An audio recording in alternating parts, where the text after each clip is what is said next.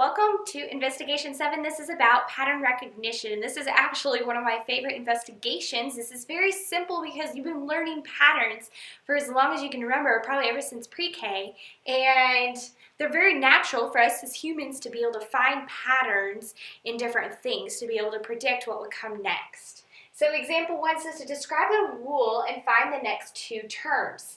Now, we have already done sequences before, which is what this is. It's a sequence, and we had rules for whether it counts up by 2s, it counts down by 5s, whether it counts up by 10s or counts down by 7s.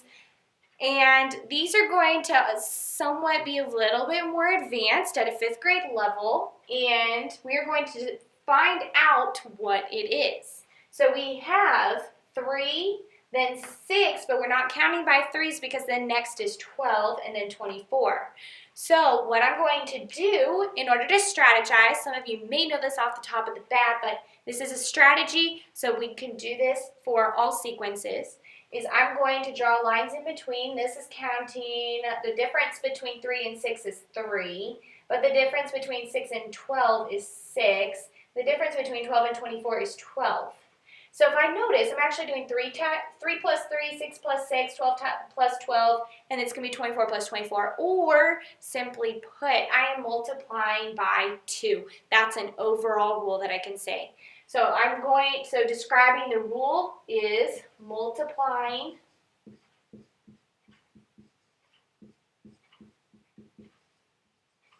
by 2. So my next two terms, 24 times 2 is 48. And 48 times 2 would be 96. So those would be my next two terms. So I'm not only going to just have adding or subtracting, I'm going to have now multiplying and dividing as my sequences. You are familiar with both.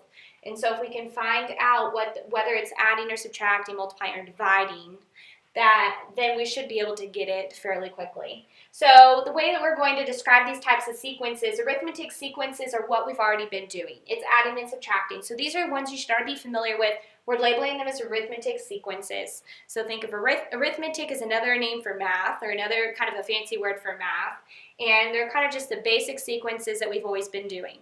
Now we have geometric sequence. A geometric sequence is when you have multiplying or dividing. I do want you to write both of these down as a difference or put those in your notes.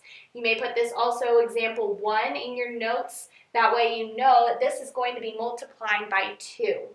So 3 times 2 is 6, 6 times 2 is 12, 12 times 2 is 24, 24 times 2 is 48, 48 times 2 is 96.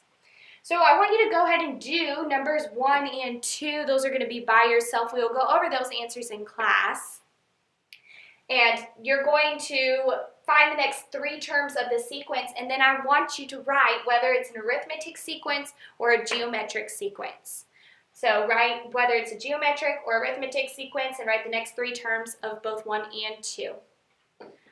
Okay, so now we also have what's called a repetition pattern. Now these are the more familiar ones that are fairly simple and fairly easy, or easy to catch on to. We're finding the patterns of the numbers. This one has 4, 5, 8, 4, 5, 8, 4, 5, and I know you can fill out the rest of the 3. So the rest 4, 5, 8, 4, and 5. That is a pattern of repetition, and there are also different patterns of repetition we'll go over in our books with shapes or with just 2 numbers in general and increasing patterns, but this is a repetition pattern. And for example 4, this one we need to look at and we need to label to decide how is this going up. Because I can't look right off the bat or look at the pattern or sequence right off the bat and know right away. So between 0 and 1 is 1. Between 1 and 3 is 2. Between 3 and 6 is 3. Between 6 and 10 is 4. So I'm noticing here I'm adding 1, adding 2, adding 3, adding 4. So the next one I'm actually going to be adding 5. There's my pattern. So this is going to be 15. Adding 15 plus 6 is 21, and then I'm going to add 21 plus 7 is 28. So there's my pattern. I'm just increasing the numbers that I'm adding by. So then this is actually, I didn't put what example this is. This is example 6. Example 6, now this is a really fun one. This is pretty much my favorite part of the lesson is the number changing machine. So it's kind of like a guessing game. You have this fun mystery box and you have to try to decide. Numbers go in, you don't know what happens inside the mystery box, the number changing machine. It's going to change in some way, and then another number comes out. So you have here a 1 goes in, but then a 4 goes out. So something happens inside this box, and it's just one thing with all of the numbers, and we have to figure out what that is. So if a 3 goes into the box, the same thing happens here, and a 12 comes out. 4 goes into the box, same thing happens, and a 16 comes out. So there's one rule that we're going to list. Between 1 and 4 is 3, but I'm not adding 3 here because 3 then goes to 12.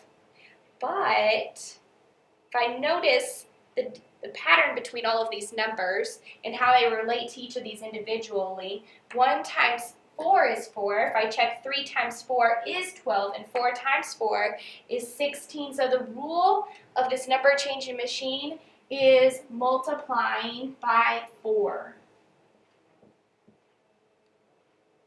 Multiplying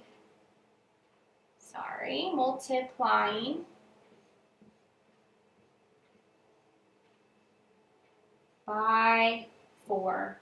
And there's going to be other examples that we will go over in class with repetition patterns, with geometric and arithmetic sequences, and also with the number changing machine, all of which are pretty fun and fairly simple.